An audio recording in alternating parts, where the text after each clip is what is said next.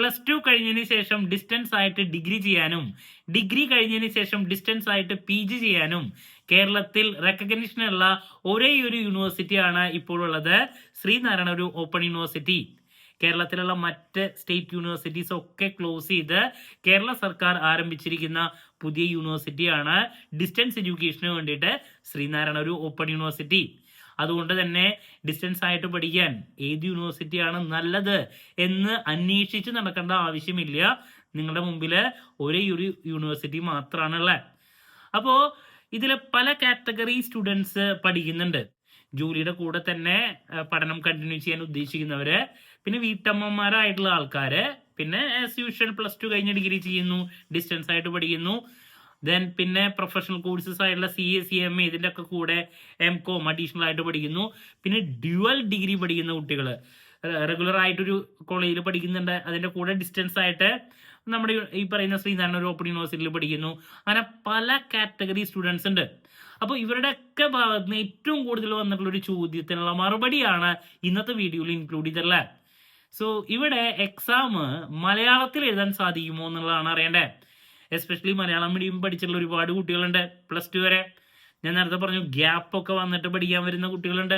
അവർക്കാണ് ഈ ഒരു ഡൗട്ടുള്ളത്. സോ ഇതിനുള്ള മറുപടി നമുക്ക് ഡീറ്റെയിൽഡ് ആയിട്ട് കാണാം. വീഡിയോയിലോട്ട് പോണേക്കാൾ മുമ്പ് പറയാനുള്ളത്, നമ്മുടെ സ്ഥാപനം ശ്രീനാരായണ ഗുരു ഓപ്പൺ യൂണിവേഴ്സിറ്റി UG PG അതുപോലെ തന്നെ MBA MCA എല്ലാ കോഴ്സസിനും ഓൺലൈനായിട്ട് അഡ്മിഷൻ പ്രൊവൈഡ് ചെയ്യുന്ന സ്ഥാപനമാണ്. അതുമാത്രമല്ല ഓൺലൈനായിട്ട് കോച്ചിങ്ങും നമ്മുടെ ആപ്പ് വഴി നമ്മൾ പ്രൊവൈഡ് ചെയ്യുന്നുണ്ട്. സോ നമ്മുടെ ക്ലാസ്സിൽ ജോയിൻ ചെയ്യാനും അതുപോലെ തന്നെ അഡ്മിഷൻ എടുക്കാനും താല്പര്യമുള്ള കുട്ടികൾക്ക് ഡിസ്ക്രിപ്ഷൻ ബോക്സിലുള്ള എൻ്റെ വാട്സപ്പ് നമ്പറിൽ കോൺടാക്ട് ചെയ്യാം, ക്ലാസ്സസ് ആക്സസ് ചെയ്യാം. നിങ്ങൾക്ക് വേണ്ടിയുള്ള എൻറ്റയർ സപ്പോർട്ട് നമ്മൾ പ്രൊവൈഡ് ചെയ്യുന്നുണ്ട് കേട്ടോ. ഓക്കെ, സോ നമുക്ക് എന്തെങ്കിലും വീഡിയോയിലോട്ട് കിടക്കാം. സോ നിങ്ങൾ മനസ്സിലാക്കേണ്ട ഒരു കാര്യം, ശ്രീനാരായണ ഗുരു ഓപ്പൺ യൂണിവേഴ്സിറ്റിയിലെ എക്സാംസ് ഇംഗ്ലീഷിലും മലയാളത്തിലും എഴുതാനുള്ള ഓപ്ഷൻ ഉണ്ട്. ബട്ട് ലാംഗ്വേജ് പേപ്പേഴ്സ് ഒഴികെ, ഇപ്പം ഇംഗ്ലീഷ് എക്സാം ഇംഗ്ലീഷിൽ തന്നെ എഴുതണം. നിങ്ങൾ സെക്കൻഡ് ലാംഗ്വേജ് ഹിന്ദി ആണെങ്കിൽ അത് അങ്ങനെ തന്നെ എഴുതണം. ഈ പറയുന്ന പേപ്പേഴ്സ് ഒഴിച്ച് ബാക്കിയുള്ള എല്ലാ പേപ്പേഴ്സും നിങ്ങൾക്ക് മലയാളത്തിൽ എഴുതാനുള്ള ഓപ്ഷൻ ഉണ്ട്. ഇപ്പോൾ ഒരുപാട് കുട്ടികൾ ഇപ്പോൾ ഡിസ്റ്റൻസ് ആയിട്ട് റെക്കഗ്നിഷനുള്ള യൂണിവേഴ്സിറ്റി എന്ന് പറഞ്ഞിട്ട് ആദ്യമൊക്കെ ഇഗ്നോയിലേക്ക് പോകാറുണ്ട്. അപ്പോൾ ഇഗ്നോയുടെ ഒരു പ്രത്യേകത എന്ന് പറയുന്നത് നമുക്കറിയാം, ഇംഗ്ലീഷിലോ അല്ലെങ്കിൽ ഹിന്ദി ഈ പറയുന്ന 2 ലാംഗ്വേജാണ് അവിടെ വരുന്നത്. നേരെ മറിച്ച് ശ്രീനാരായണ ഗുരു ഓപ്പൺ യൂണിവേഴ്സിറ്റി ആണ് നിങ്ങൾ എടുക്കുന്നതെങ്കിൽ ഇവിടെ മലയാളത്തിൽ എഴുതാനുള്ള ഓപ്ഷൻ ഉണ്ടെന്നുള്ളതാണ്.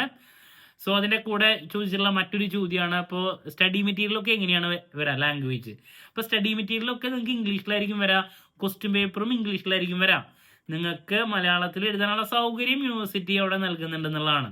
നിങ്ങൾക്ക് എക്സാം മലയാളത്തിൽ എഴുതാൻ സാധിക്കും.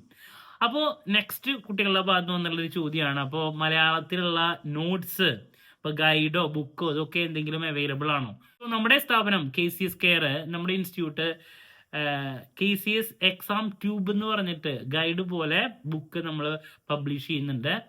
അതിൽ ഇംഗ്ലീഷിലും മലയാളത്തിലും 2 വേർഷനിലും നമ്മൾ ബുക്ക് പ്രൊവൈഡ് ചെയ്യുന്നുണ്ട്. അപ്പോൾ പരമാവധി എല്ലാ സബ്ജക്റ്റിനും നമ്മൾ പ്രൊവൈഡ് ചെയ്യുന്നതിനാണ് ഉദ്ദേശിച്ചിട്ടുള്ളത്. അപ്പോൾ അവൈലബിൾ ആയിട്ടുള്ളതൊക്കെ നിങ്ങൾക്ക് ആക്സസ് ചെയ്യാൻ സാധിക്കും. അപ്പോൾ ആ ഒരു സൗകര്യം കൂടിയും അവൈലബിൾ ആണ്. ഓക്കെ, ബട്ട് എൻ്റെ ഒരു സജഷൻ എനിക്ക് നൽകാനുള്ളത്, എഴുതുമ്പോൾ ഏറ്റവും ബെസ്റ്റ് ഇംഗ്ലീഷിൽ തന്നെയാണ്. കാരണം 2 സെൻറ്റൻസ് ഇംഗ്ലീഷിൽ എഴുതുന്നത് മലയാളത്തിൽ എഴുതുമ്പോൾ വളരെ ബുദ്ധിമുട്ടാണ്. തർജ്ജമ ചെയ്ത് എഴുതുക എന്ന് പറയുന്നത് വളരെ പാടാണ്. അപ്പോൾ സ്റ്റാർട്ടിങ്ങിൽ ചെറിയൊരു ബുദ്ധിമുട്ടുണ്ടെങ്കിലും പിന്നെ അത് യൂസ്ഡ് ആയിക്കോളും. അപ്പോൾ എൻ്റെ ഭാഗത്തുനിന്നുള്ള സജഷൻ എന്ന് പറയുന്നത് പരമാവധി ഇംഗ്ലീഷിൽ തന്നെ എക്സാം എഴുതുക എന്നുള്ളതാണ്.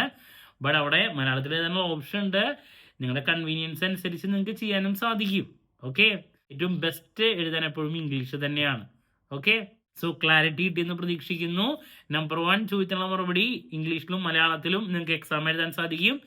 സ്റ്റഡി മെറ്റീരിയൽ ഇംഗ്ലീഷിലായിരിക്കും, ക്വസ്റ്റ്യൻ പേപ്പർ ഇംഗ്ലീഷിലായിരിക്കും. നിങ്ങൾക്ക് ആൻസർ അത് മലയാളത്തിൽ എഴുതാൻ പറ്റും.